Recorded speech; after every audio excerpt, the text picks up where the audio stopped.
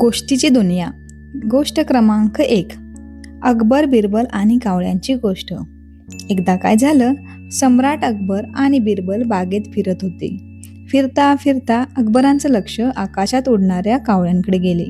ते पाहून अकबरांच्या मनात विचार आला, चला आज बिरबलची थोडी परीक्षा घेऊया. अकबर हसत म्हणाले, बिरबल, सांग बरं, आपल्या राज्यात एकूण किती कावळे आहेत? तो शांतपणे आणि आत्मविश्वासाने म्हणाला, मला माहीत आहे जहांपना, आपल्या राज्यात 95,463 कावळे आहेत. ते ऐकून अकबर थोडेसे चकित झाले. त्यांच्या मनात प्रश्न आला, इतकी अचूक संख्या सांगणं कसं शक्य आहे?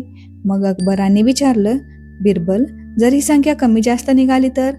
तेव्हा बिरबल हसत म्हणाला, जहांपना, जर कावळे जास्त असतील तर समजा शेजारच्या राज्यातून पाहुणे कावळे आपल्याकडे आले असतील, आणि जर कावळे कमी असतील तर आपले कावळे शेजारच्या राज्यात पाहुणे म्हणून गेले असतील. हे ऐकताच अकबरांना बिरबलाचा हुशारपणा समजला. दोघेही एकमेकांकडे पाहून जोरजोरात हसू लागले. मुलांनो, यातून आपण बोध काय घेऊ? बुद्धी आणि शांतपणा असेल तर कोणताही प्रश्न सहज सोडवता येतो.